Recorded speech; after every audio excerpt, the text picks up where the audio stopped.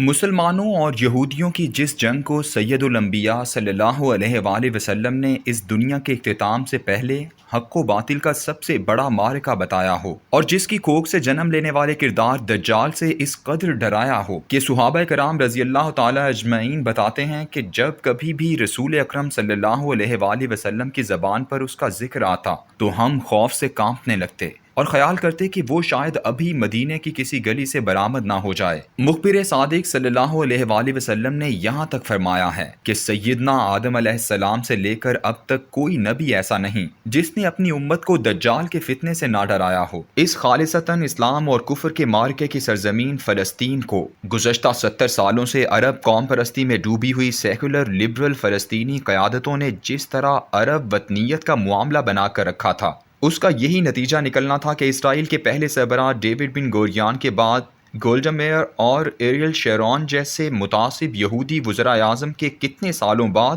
اب تعصب اور مسلمان دشمنی میں غضبناک ترین نئے وزیر اعظم نفتالی بینٹ کو اقتدار کی کرسی پر پہنچانے والے یہی سیکولر لبرل مسلمان ممبران پارلیمنٹ ہوں گے، اور ان کی سیاسی پارٹی یونائٹڈ عرب لیگ کا سربراہ منصور عباس بھی اس کے ساتھ شانہ بشانہ کھڑا ہو کر اسرائیلی کابینہ میں عرب افیئرز کے ڈیپٹی وزیر کا حلف بھی اٹھائے گا۔ 3 جون 2021 وہ دن تھا جب تل ابیب کے مشرق میں واقع میونسپلٹی رامات گان کے ایک پرتعیش ہوٹل میں کیمروں کی روشنیوں کے درمیان اسرائیل میں رہنے والے مسلمانوں کی تاریخ کا وہ بدترین لمحہ آیا جب گزشتہ 70 سال کی خون آشامی کے باوجود منصور عباس نے اعلان کیا کہ ہم اسرائیل کی حکومت میں شمولیت کا معاہدہ کر چکے ہیں۔ ان مسلمانوں کو یقیناً علم ہوگا کہ نئی بننے والی اس حکومت کی قیادت ایک ایسے وزیر اعظم کے ہاتھ میں ہوگی جو پارلیمنٹ میں موجود تمام سیاسی پارٹیوں سے زیادہ متعصب اور اسرائیل کو صرف اور صرف یہودیوں کا گھر تصور کرتا ہے۔ منصور عباس کی پارٹی اسرائیل کے ایک صحرائی خطے نیگو کے عرب بدوؤں میں بہت مقبول ہے اور مغربی کنارے پر آباد سیکولر لبرل مسلمانوں کے دلوں کی دھڑکن ہے۔ یہ بدو ہمیشہ اپنے مزاج کے اکھڑ پن، تہذیب سے دوری اور مسلسل ایک سے دوسرے مقام کی جانب ہجرت کی وجہ سے مشہور ہیں۔ اس وقت اسرائیل کی پارلیمنٹ جسے کنیسٹ کہتے ہیں، اس میں اس پارٹی کے 4 مسلمان اراکین منصور عباس، مازن غنائم، ولی طاہا اور سعید الحرومی ہیں۔ یہ پارٹی گزشتہ 40 سال سے الیکشن لڑتی آئی ہے، لیکن 1-2 سیٹوں کے ساتھ ہمیشہ اپوزیشن میں بیٹھتی اور حکومت سے دور رہتی، لیکن اب عربوں کے مفادات کا تحفظ یہودیوں کے ساتھ مل کر کرنے جا رہی ہیں۔ کس قدر مضحکہ خیز اور شرمناک بات ہے کہ اسرائیل میں بسنے والے یہودی خود کو اسرائیلی یا کسی اور قومی نام سے نہیں پکارتے بلکہ صرف یہودی کہتے ہیں، جبکہ وہاں آباد مسلمان خود کو مسلمان نہیں بلکہ عرب یا فلسطینی کہتے ہیں۔ یہی وجہ ہے کہ 1948 سے لے کر آج تک عالمی میڈیا، مسلمان ممالک کا میڈیا، یہاں تک کہ اسرائیل میں موجود مسلمانوں کے اخبارات، رسائل اور ریڈیو،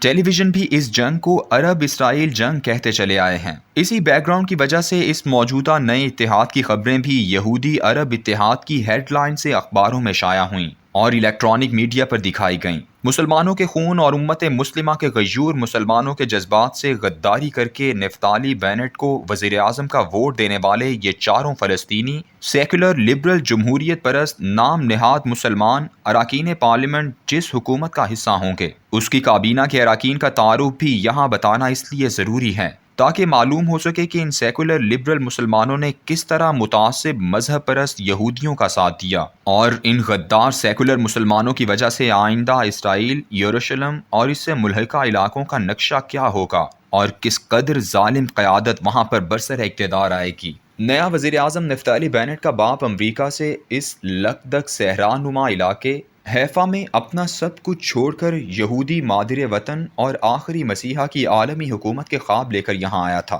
نفتالی 25 اپریل 1972 کو حیفا میں پیدا ہوا، عملی زندگی کا آغاز فوج سے کیا اور مسلمانوں کے قتل عام پر مامور 2 فوجی کمانڈو یونٹوں سیرت متکال اور میگالان کا سربراہ رہا۔ یہ شخص قانا کے قتل عام کا براہ راست ذمہ دار تھا جب لبنان میں بہت سے شہری اقوام متحدہ کے دفتر میں پناہ لیے ہوئے تھے، اور اس نے وہاں راکٹ فائر کر کے 106 لبنانی عورتیں، بچے اور بوڑھے شہید کر دیے تھے۔ فوج کے بعد اس نے نیو یارک میں ایک سافٹ ویئر کمپنی بنائی، اربوں ڈالر کمائے اور یہ سب سرمایہ لے کر اسرائیل آ گیا، اور پھر یہاں یہودیوں کا گھر جیوش ہوم نام کی سیاسی پارٹی بنائی اور اس کے تحت الیکشن جیتنے کے بعد 2013 سے لے کر 2021 تک 7 سال مسلسل وزیر رہا۔ یہ شخص گزشتہ 10 سالوں سے ایک ہی نعرہ بلند کرتا چلا آ رہا ہے کہ اسرائیل کو فوراً یروشلم شہر کو اپنے ملک میں ضم کر لینا چاہیے۔ اس یہودی اور سیکولر مسلمان کے اتحاد والی کابینہ کا دوسرا رکن وزیر خارجہ یائر لیپڈ ہے۔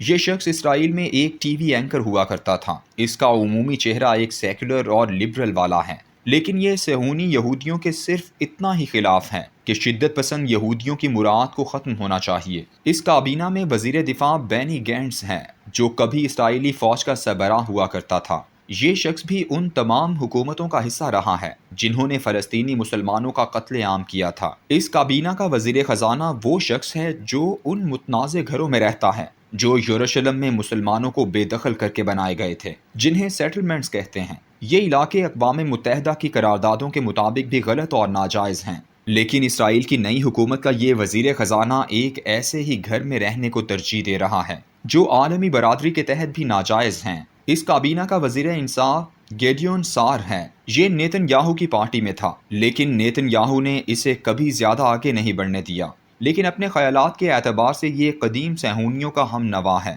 ان تمام یہودی وزیروں کے درمیان کابینہ میں منصور عباس کی کرسی بھی موجود ہوگی۔ اس نے کابینہ کا رکن بنتے ہی کہا ہے کہ ہماری شناخت فلسطینی عرب ہوگی اور ہم ریاست اسرائیل کے وفادار شہری ہوں گے۔ اس مرحلے کو گزرے آج کئی دن ہو چکے ہیں۔ یہ المیہ برپا بھی ایک ایسے وقت میں ہوا ہے جب اسرائیل کے ہاتھوں غزہ میں 65 بچوں کی ہلاکت کے زخم ابھی تازہ ہیں، بلکہ غزہ کے مسلمان ابھی تک اپنے گھروں کے ملبے پر بیٹھے تھے، اور پوری امت کا ہر فرد جو اس بات پر یقین رکھتا ہے کہ یہ امت ایک جسد واحد یعنی جسم کی مانند ہے، وہ بھی ابھی تک مضطرب تھا۔ ایسے حالات میں یہ خبر انتہائی افسوسناک اور تکلیف دہ تھی۔ اسرائیل کی حکومت میں مسلمان ارکان کی شمولیت اس موت کے پروانے پر دستخط ہیں جس کے بارے میں سید الانبیاء صلی اللہ علیہ وآلہ وسلم نے اس علاقے میں بسنے والے عربوں کے بارے میں مکمل تباہی کی پیشگوئی کی ہے۔ آپ صلی اللہ علیہ وآلہ وسلم کی احادیث کا خلاصہ یہ ہے کہ عرب قوم مکمل تباہ و برباد ہو کر دنیا کے نقشے سے مٹ جائے گی، اور پھر اس کے خلا کو پر کرنے کے لیے جہاد کے لیے قافلے ہر طرف سے یہاں آنے کے لیے روانہ ہوں گے، اور ان قافلوں میں وہ علاقے جنہیں افغانستان اور پاکستان کہتے ہیں پیش ہوں گے۔